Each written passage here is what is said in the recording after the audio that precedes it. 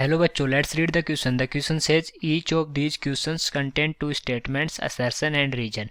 Each of these questions also has four alternative choices, only one of which is the correct answer. You have to select one of the codes A, B, C and D given below.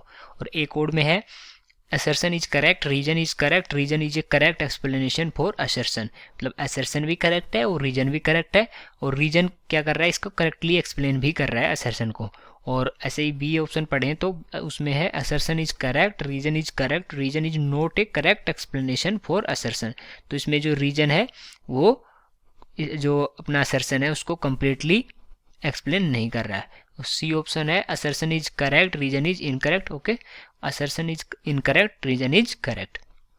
और assertion के लिए statement given है the value of enthalpy of neutralisation of weak acid and strong base is numerically less than 57.1 kilo joule. Okay, और reason में given है all the OH minus ions furnished by 1 gram equivalent of strong base are not completely neutralized. तो इसमें given है कि जो OH minus ion है वो कम्प्लीटली न्यूट्रलाइज नहीं होते जो H प्लस आयन है उनसे. ओके, तो देखते हैं कि कौन कौन सा इसमें स्टेशन करेक्ट है या रीजन करेक्ट है या दोनों करेक्ट है. तो इसका लिखेंगे सबसे पहले की कॉन्सेप्ट. और की कॉन्सेप्ट क्या हो जाएगा इसका, एंथैल्पी ऑफ न्यूट्रलाइजेशन. ओके, ये हो जाएगा इसका की कॉन्सेप्ट. तो जो अगर अपन strong acid plus strong base लेते हैं, स्ट्रॉन्ग बेस.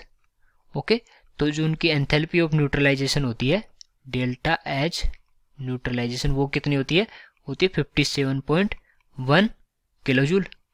ओके, और अगर यहाँ क्या गिवन है कि वीक एसिड है और स्ट्रॉन्ग बेस है, weak acid plus strong base. तो जो इनकी जो डेल्टा एच न्यूट्रलाइजेशन होगी वो क्या होगी, slightly less than 57.1 kilo joule. Okay, और ये क्यों हो रहा है, क्योंकि जो अगर अपन इसका अगर 1 मोल लेते हैं और इसका भी अगर अपन 1 मोल लेते हैं, स्ट्रॉन्ग एसिड का भी 1 मोल. ओके, तो जो इसकी में जो H प्लस की कंसंट्रेशन होगी, ये कंप्लीटली आयोनाइज तो होगा नहीं, तो नॉट कंप्लीटली आयोनाइज्ड. ओके, और जो स्ट्रॉन्ग बेस है वो कंप्लीटली आयोनाइज्ड हो जाएगा, कंप्लीटली आयोनाइज्ड. तो इस केस में जो एंथैल्पी ऑफ न्यूट्रलाइजेशन है वो क्या हो जाती है, लेस देन 57.1, क्योंकि सम अमाउंट ऑफ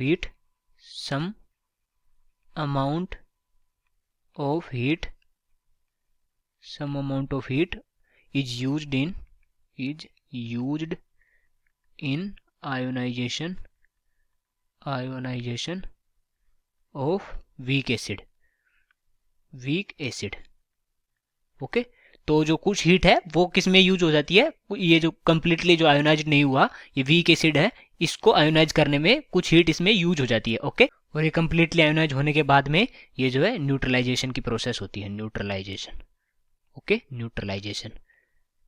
तो ये न्यूट्रलाइजेशन बाद में होता है, ये आयोनाइज होने के बाद में एक कुछ हीट इसमें यूज होती है और फिर ये फुली आयोनाइज हो जाता है और फिर ये इसके साथ ये जो स्ट्रॉन्ग बेस के साथ इसका न्यूट्रलाइजेशन हो जाता है. ओके, अब देखते हैं असर्शन बोल रहा है कि value of enthalpy of neutralisation of weak acid and strong base is numerically less than 57.1. Okay, तो सही बात है, क्योंकि अब ये देखा था अपने लेस देन 57.1 होती है. All the OH minus ions furnished by 1 gram equivalent of strong base are not completely neutralise. तो ये रॉन्ग स्टेटमेंट हो गया, क्योंकि न्यूट्रलाइज तो हो रहा है, इस वजह से ये कम नहीं हो रही, ये कम हो रही है कि क्योंकि सम अमाउंट ऑफ हीट किस में यूज हो रहा है, आयोनाइजेशन ऑफ वीक एसिड में. ओके, तो ये क्या हो जाएगा, इनकरेक्ट स्टेटमेंट. तो यहां से देखें तो assertion is correct, reason is incorrect, तो सी ऑप्शन यहां से करेक्ट हो गया. So I hope you understood it well. Best of luck.